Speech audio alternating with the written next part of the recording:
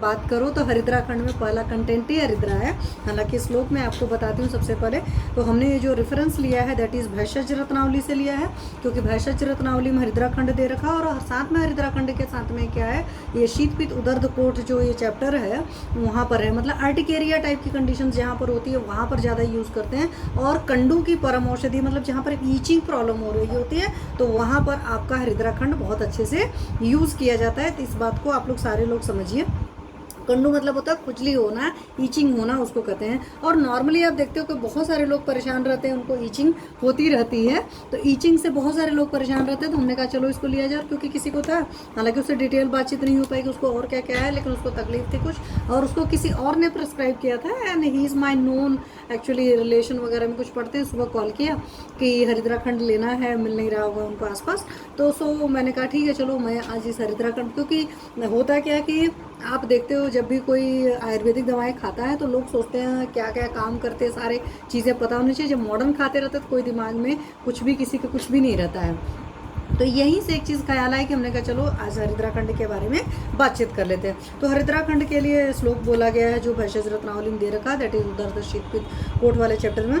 हरिद्रायम पलानी अष्टो शतफलम हविषस तथा क्षीरकान संयुक्तम खंड्यास अर्धशतम तथा पचेन मृदु अग्निनाम वैद्यो भाजने मृन्मय दृढ़े कटुत्रिकम त्रिजातश्च कृमिनम त्रिविता यथा त्रिफला केसरम मुस्तम लोहम प्रति पलम पलम संचूर्णम प्रचिपेत तत्र तोलार्कर्धनम भक्षे पेत कंडू विस्फोट दद्रुणाम नासनम परम औषधम प्रतप्त कांचना आभासो देहो भवति नान्यथा शीत पित्त उदर्द कोठान सप्ताहादेव नाशेद हरिद्रा नामतः खंड कंडू नाम परम औषधम। तो हरिद्रा खंड का जो ये श्लोक दे रखा है ये अपने आप में ही बहुत कुछ बता रहा है। इसमें टोटल जो कंटेंट पड़े हैं वो 18 कंटेंट पड़े हैं।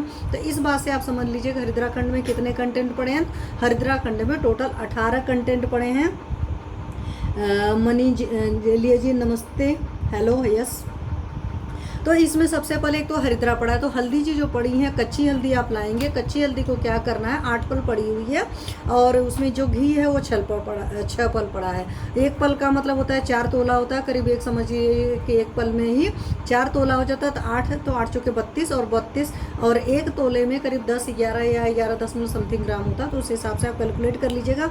और चूंकि हल्दी आप कच्ची लाएंगे जिसको धो करके अच्छे से छिल लेंगे, तो हमेशा आर्द्र औषधियों को डबल अमाउंट में लेना होता है। तो बढ़िया से हल्दी जी को ला करके धो करके छील लेंगे, छील करके छोटे छोटे टुकड़े कर लेंगे, या कर सकते हैं कद्दूकस भी कर सकते हैं। और उसके बाद में उसको घी में धीमी आंच पर भून लेना है। और धीमी आंच में भून लेने के बाद में उसमें जो आपका दूध और चीनी है वो चीज़ें डालकर पका लेना है, क्योंकि हरिद्रायम पलनस्रो षटफलम अभिस्तता क्षीरकाण संयुक्तम खंडा से अर्धशतम तथा। तो खंड का मतलब खांड पड़ी हुई है, तो आज की डेट में आप चीनी भी डाल सकते हैं, आप खांड भी डाल करके इसको अच्छे से बना सकते हैं। तो इतनी सारी चीज़ों में यहाँ पर ही टाइम लगेगा। और जितना आपका जो भी कंटेंट है उस सारे कंटेंट को आपको क्या करना है, उस सारे कंटेंट को कपड़चन मतलब छोटा छोटा चूर्ण बना लीजिए, पाउडर बना लीजिए। और पाउडर बनाने के बाद में कपड़े से छान लीजिए, है ना, मतलब इतना फाइन पाउडर सारी चीज़ों का बना लेना है। तो वस्त्रपूत चूर्ण बोलते हैं। तो उसमें क्या क्या है, एक तो आपका त्रिफला पड़ा है। त्रिफला को अगर याद रखते हैं, आंवला हर्रा बहड़ा जी, उसमें हरित की जी भी रसायन होती है, अमल की जी भी रसायन होती है। और इटसेल्फ त्रिफला जी को चरक जी ने बहुत सारे जगह काम किया है, मतलब डाला हुआ है। एक तो ज्वर प्रश्न माह कषाय में डाला हुआ है, मतलब फीवर वगैरह जो अंदर होगा आपके वो भी सबसाइड करेगा। फिर एक तरीके से स्लो लग्जेटिव होता है, थोड़ा सा रेचन का काम करता है, तो वहाँ पर भी है। तो त्रिफला बहुत सारे जगह है। मेन आपको 2 चीज़ें मैंने बता दी है, ज्वर माह कषाय में मीन्स लीवर पर काम करेगा, और साथ में रेचन प्रॉपर्टी होती है, माइल्ड लग्जेटिव की तरह भी त्रिफला जी भी काम करते हैं। त्रिफला जी में इटसेल्फ हमारी आमल की जी हैं, जो भी उष्णता वगैरह होता है उसका शमन करती है, शीत भी होती है। और हमारी हरित की जी सिर्फ स्किन के लिए बहुत अच्छी होती है। और अभया नाम ही बोलते हैं, तो भय का नाश करती हैं।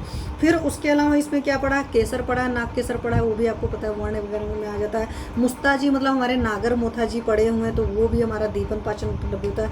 लौ भस्म पड़ा इटसेल्फ बहुत अच्छे से आयरन लेवल को बढ़ाएगा, तो जो भी एनेमिक लोग होते हैं उनको के लिए भी बहुत अच्छा रहेगा। और प्रतिपलम पलम ये सारी चीज़ें हैं, एक एक पल डालनी है। संचूर्ण प्रचिपेत तथा तोलनार्थ बात जो है और उसके अलावा क्या है, पचन मृदु अग्निना वैद्यो भाजने मृदुनेद्र कटुत्रिक, मतलब आपकी कटुत्रिक मतलब शुंठ मरीच पिप्पली तीनों का ही कटु रस होता है। तो ये चीज़ें हैं, क्योंकि मरीच जी जो है वो कटु कटु उष्ण है, आपकी जो कटुत्रिक शुंठ मरीच पिप्पली जी अनुष्ण शीत होती हैं, बट वो भी आपकी कटु रस वाली होती हैं।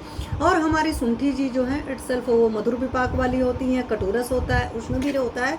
एक तरीके से कह दो बढ़िया से 3 द्रव्य जो पड़ गए दीपनी महाकषाय के द्रव्य हैं।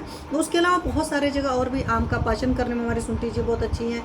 पिप्पली जी बहुत सारी जगह बहुत अच्छा काम करती हैं, जोरहर महाकषाय वगैरह के द्रव्यों के साथ भी देते हैं, गुड़ची के साथ भी। आप लोगों ने देखा था सनसमनी बटी जब बना रहे हो आप, सनसमनी बटी या गुड़ची सोरस के साथ मेनली पिप्पली करते हो तो विषम ज्वरनाशक होती है। ये सब मैंने ऑलरेडी आप लोग को सेशन लेकर रखा है, तो सारी चीज़ सुनिएगा। साथ में त्रिजात है तो बहुत बढ़िया से स्मेल भी आएगी, क्योंकि त्रिजात में आपके पास क्या है, दालचीनी है, एला है, और दालचीनी एला और एक चीज़ बोल रही हूँ, तो इसमें तेज पत्ता है। हाँ, तो तेज पत्ता जी भी बहुत बढ़िया काम करते हैं। एला जी इटसेल्फ ही आपका विषग्न द्रव्यों में भी आती हैं, कोई भी पॉइजनस चीज़ें होती हैं उसका भी शमन करता है। और दालचीनी आपकी इटसेल्फ बहुत अच्छी है, दालचीनी पर ऑलरेडी सेशन लेकर रखा हुआ है, तेज पत्ता वगैरह पर नहीं ले रखा है, बाद में लेंगे। साथ में इसमें आपका बिडंग पड़ा है, मतलब इसकी क्रिमिग्न प्रॉपर्टी वगैरह भी है, तो बच्चों को बड़े आराम से दे सकते हैं, क्योंकि सारी चीज़ें लीवर पर भी काम करने वाली हैं। दीपनी पाचनी की भी बहुत ज़्यादा लोड ज़रूरत नहीं पड़ती। छोटे बच्चे अगर होते हैं और उनको कोई स्किन इश्यूज़ आ रहे हैं तो उनके लिए आप बहुत अच्छे से इस चीज़ को यूज़ कर सकते हैं। इस बात को आप समझने की कोशिश करिए। तो ये सारी चीज़ें मतलब बनाने का तरीका भी मैंने आपको बता दिया, और इसमें जो जो चीज़ें पड़ी हैं, तो इन सारी जो भी चीज़ें हैं इतनी यहाँ से शुरू होकर के त्रिफला से या त्रिजात से शुरू होकर के जितनी चीज़ें उन सभी चीज़ों का कपड़ चून बना लेंगे। और ये जो आपने हल्दी भुनी हुई है उसमें चीनी और दूध डालकर पकाया है वो उसमें मिला लीजिएगा, और मिला करके अच्छे से इसकी छोटी छोटी गोलियाँ बना सकते हैं, क्योंकि इसकी जो मात्रा बोली जाती है वो 6 ग्राम के आसपास की मात्रा बोली जाती है, और ये मात्रा करीब आधा तोला की होती है। अब यहीं से एक चीज़ और कहूँगी मैं, यहाँ पर ये चीज़ याद रखिएगा।